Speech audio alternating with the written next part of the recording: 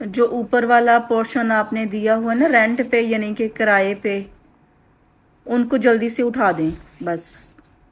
क्यों? रुपया 20,000 ਦਿੰਦੇ ਮਹੀਨੇ ਦਾ। नहीं, मुझे नहीं उसकी ज़रूरत। 20,000 ਚ ਮੇਰਾ ਘੇ ਆ ਜਾਂਦਾ ਮਹੀਨੇ ਦਾ, ਸਬਜ਼ੀਆਂ ਥੋੜੀ ਜਿਹੀਆਂ ਆ ਜਾਂਦੀਆਂ, ਹਲਕਾ ਫੁਲਕਾ ਕਿਚਨ ਦਾ ਆਸਰਾ ਹੋ ਜਾਂਦਾ। 20,000 ਰੁਪਇਆ बस मुझे उनकी ज़रूरत नहीं है ना। ਨਹੀਂ ਤੇਰੀ ਉਹ ਪੂਛ ਤੇ ਪੈਰ ਰੱਖਦੇ ਆ। इसी तरह ही बस समझो कि ਚੰਗਾ ਭਲਾ ਭਾਈ ਆ, ਉਹ ਭਾਬੀ ਅੱਛੀ ਖਾਸੀ, ਇੰਨੇ ਛੋਟੇ ਛੋਟੇ ਪਿਆਰੇ ਪਿਆਰੇ ਬੱਚੇ ਆ ਉਹਨਾਂ ਦੇ। अंकल तो अच्छे हैं, इसमें कोई शक नहीं, लेकिन जो आंटी है ना वो मुझे नहीं पसंद। वो कहती है आपकी जोड़ी नहीं अच्छी। ਓਏ ਅੱਲਾ ਦੀ ਬੰਦੀ, ਉਹਦਾ ਤੇ ਦਿਮਾਗ ਮੋਟਾ, ਨਾਲ ਹੀ ਤੇਰਾ ਦਿਮਾਗ ਮੋਟਾ। ਕੋਈ ਮਸਲਾ ਨਹੀਂ, ਖੈਰ ਕਹਿੰਦੇ ਕਹਿੰਦੀ ਕੋਈ ਮਸਲਾ ਨਹੀਂ, ਫਿਰ ਕੀ ਹੋਇਆ? वो कहती है कि आपके शोहर का कद बड़ा है और आपका कद छोटा है, जोड़ी अच्छी नहीं है।